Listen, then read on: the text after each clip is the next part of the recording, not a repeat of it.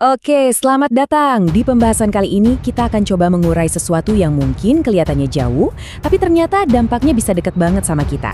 Yaitu, gimana caranya sebuah konflik di Timur Tengah bisa ngaruh ke ekonomi kita di Indonesia.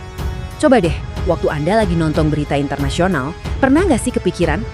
Gimana ceritanya sebuah perang yang lokasinya itu ribuan kilometer dari sini, Kok ya bisa gitu, ujung-ujungnya ngaruh ke isi dompet kita, bahkan bisa jadi keamanan pekerjaan kita di sini, di Indonesia.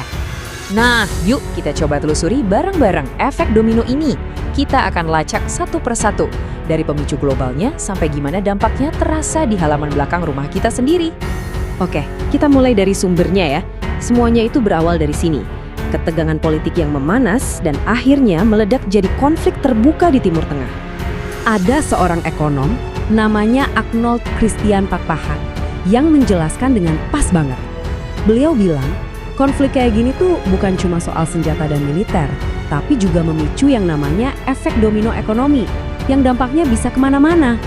Nah, domino pertama yang jatuh, dan ini yang paling bikin heboh ekonomi dunia, adalah soal pasokan energi. Langkah strategis pertama yang diambil adalah penutupan Selat Hormuz. Kelihatannya cuman nutup satu jalur laut, tapi dampaknya, wah luar biasa. Mungkin Anda mikir, kenapa sih satu selat ditutup aja bisa bikin dunia gonjang-ganjing? Jawabannya ada di sini. Selat Hormuz itu ibaratnya jalan tol utama buat kapal-kapal tanker minyak dunia. Begitu jalur ini ditutup, pasokan minyak mentah global langsung tersendat. Nah, hukum ekonomi dasar langsung berlaku. Pasokan seret, harga pasti melonjak gila-gilaan. Lonjakan harga minyak ini tentunya nggak berhenti di pom bensin aja. Efeknya merembet dan memicu setidaknya 3 dampak ekonomi besar lainnya yang menyebar ke seluruh penjuru dunia. Jadi reaksi berantai yang kompleks ini bisa kita sederhanakan jadi 3 masalah utama yang saling berkaitan. Yuk kita bedah satu persatu. Yang pertama, ini namanya stagflasi. Waduh, ini istilah yang jadi mimpi buruk buat para ekonom. Coba bayangin. Harga-harga barang kebutuhan pokok naik terus. Tapi di saat yang bersamaan, ekonomi malah nggak tumbuh alias mandek. Ini benar-benar pukulan berat, terutama buat negara-negara yang sangat bergantung pada impor energi, seperti Jepang, India, dan banyak negara di Eropa. Nah, yang kedua, rantai pasok global jadi kacau balau. Tiba-tiba aja biaya untuk mengirim barang dari satu negara ke negara lain itu jadi mahal banget. Industri harus cari rute alternatif yang lebih jauh, yang artinya butuh lebih banyak bahan bakar. Asuransi pengiriman juga meroket. Dan ujung-ujungnya siapa yang menanggung semua biaya ekstra ini? Ya kita, para konsumen. Efek ketiga terasa di pasar keuangan. Kalau situasi dunia lagi nggak pasti, para investor itu cenderung panik.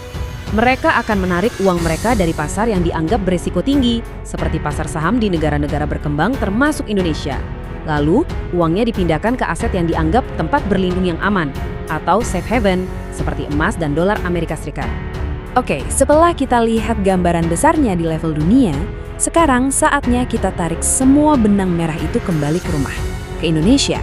Gimana sih kita merasakannya secara langsung? Nah, ini dia dampak yang paling nyata dan paling cepat terasa.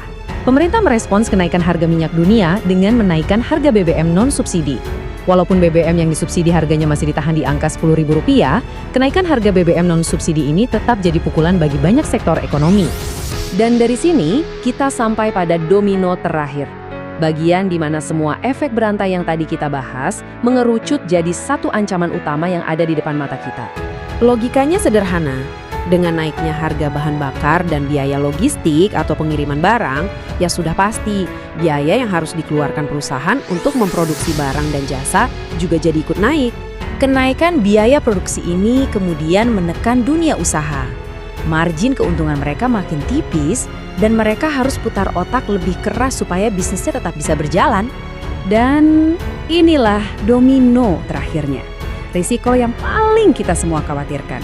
Ketika perusahaan sudah tidak sanggup lagi menanggung biaya operasional yang terus membengkak, langkah efisiensi yang paling akhir dan paling pahit seringkali adalah pengurangan tenaga kerja atau PHK.